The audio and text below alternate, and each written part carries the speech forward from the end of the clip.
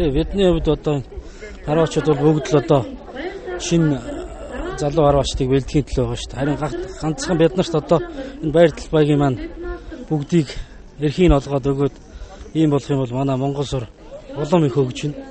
Гадаадынхан одоо энд үзэж байгаа бүх үзэгчдээс 70-80% нь гадаад иргэд байдаг байхгүй юу? Тийм учраас гадаадынхын хөх үздэг. Манай монголчууд өөрсдөө их үзээсээ энэ талбайгийн сайхан чөлөөлж өгөөсөө талбайтай болгож өгөөсөө л гэж өсөж байна.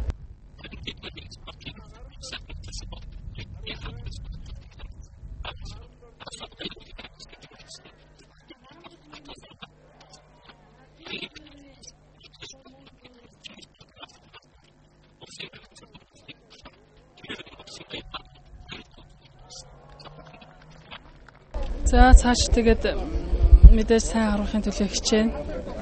Бүгчүүд унна гэж барилдаггүй гэдэг шиг бид бас онно л гэж харвдаг, амжилт үзүүлнэ л гэж харвдаг. Ямар ч хэсэн хин азтай, одтой ур чадвар сайтай байгаа тухай үед наадамдаа төрүүлдэг. Маш их баяртай. Манай сурын спортыг хөгжүүлэх талаар ойрын жилүүдэд, сүүлийн жилүүдэд маш их асуудал дэвшүүлж, янз бүрийн санал бодол солилцож хөгжүүлэх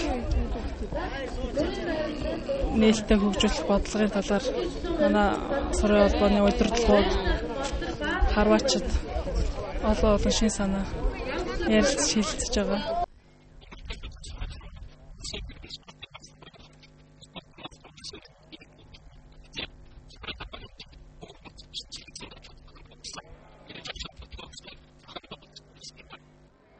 Шинэ залуу тамирчид харваачид ерөөсө дийлийнх нь байлаа. 70% нь байлаа. Тэд нар мэрэгчүүдийн хойноос төрж гарч ирлээ. Сая спортын мастер залуу харваач маань улсын мэрэгэн Батмөртөө товхолж харууллаа. Хинжид бол их өргөн дэлгэр сайхан болж байна. Гадаадынхан их хэрж үзэж байна. Ямар сайндаа танаад л хийзэр хүний онохгүй байгаа оноодын тэр нэг сонир санагдлаа гэж тэгсэх гоё үг хэлж ийлээ. Ер нь их өргөн дэлгэр сайхан боллоо. Тэгэхээр эмэгтэйчүүдээс бол бас спортын мастер залуу харваач Ямрангийн Норжмоо гэж 34 оноогоор төрүүллээ.